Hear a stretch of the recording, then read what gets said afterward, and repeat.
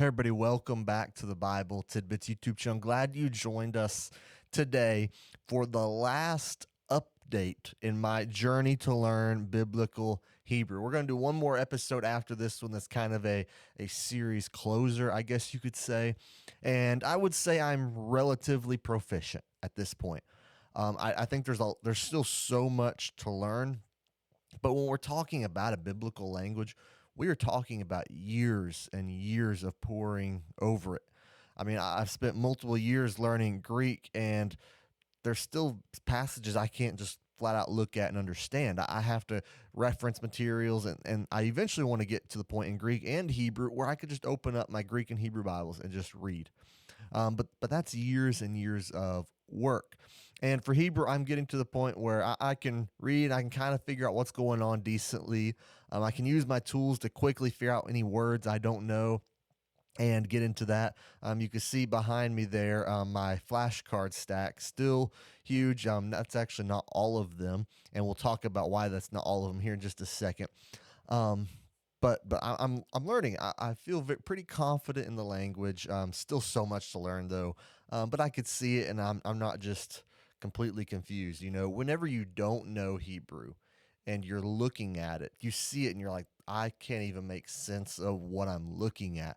And I can begin to make sense and look at the parts and know, oh yeah, that's an ending, or hey, that's this other stem. And that's actually what I've been doing lately, is looking at some of the other stems. I have my textbook down here. So in Hebrew, the primary stem we've looked at so far is the Qal stem, Qal. And I knew I had to go mark Qal in every quiz, but I was wondering, is there more? And now that we're here, literally, like, I'm finishing the class this week, and this is kind of what I did last week. I've got a few things I've started this week that's building on this, but we start hitting these other stems, and they're pretty rare, but they're still there, and you still need to know them. But you get the cow, the nifal, the piel, the pual, the hithpael, the hifil, and the hofal. So that's just amazing because we did all of those except the cow at once. The cow is the one we've been doing for quite a while. So trying to understand the differences in those, how they shift, how to recognize those. That's the big thing, is recognizing them so that you can know what they are. Because the nifal, hofal, and pual are basically passive, I think is what it said. Yep, they're essentially passive in form. And so you can they piggyback on each other, starting trying to figure out that relationship has been the big thing. I have enrolled in Hebrew 2, where we're going to keep going and take this further. And I know that's more of what we're going to get into in that class, but I'm trying to recognize it. And I do plan on reviewing in between these classes quite a bit, because I'll have a couple month break to just really make sure I understand everything in this class so that I'm more prepared for that next class.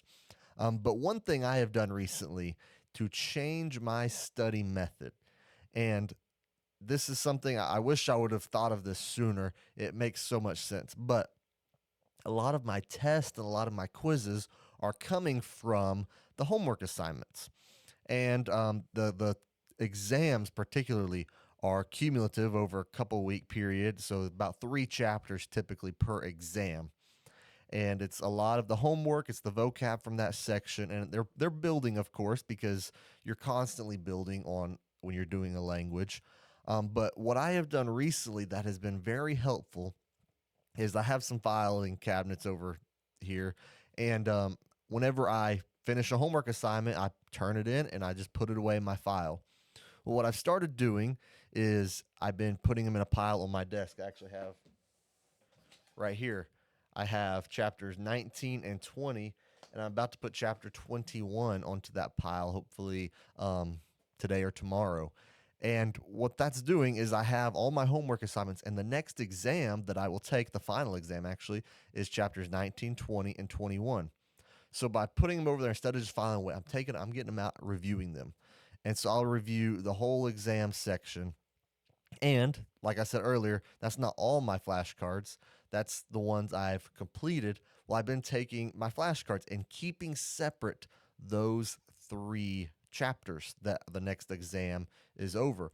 So that way I can really focus in on the note cards that are for the exam, because there's always a section that is just vocabulary on my exams. So just what does these words mean? And they're always from that section of material for the exam. And then the translation part gets into all these old ones and, to fill it out to translate verses and sentences. And so by separating out the homework and reviewing that, reading the verses and looking back, because whenever I translate, I showed you that I think in the last episode, I do a very like, okay, this word means this word means this, and work through the verse. And then I try to put in a complete sentence. We're reviewing that. Okay, what does each word mean? Why does it translate this way? What is my complete sentence? What's the parsing for those words? Just reviewing those for the whole exam area of time, all those chapters, has been super helpful. I'm doing the same with the vocab. Doing the 3 chapters of vocab a little extra has really helped. My last exam was way better. The previous exam before the last one I took, it took me, up to the very last minute of the time I was allotted.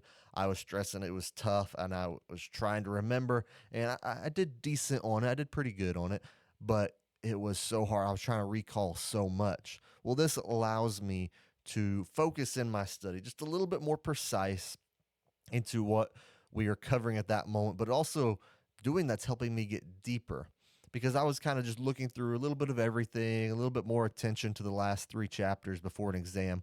But now I can just be a little more precise. And that's the approach I'm going to take in Hebrew 2, which I'm probably not going to document. We're getting repetitive, and I've kind of got to the point that I wanted to get to in this series. But that's the approach I'm going to take going forward.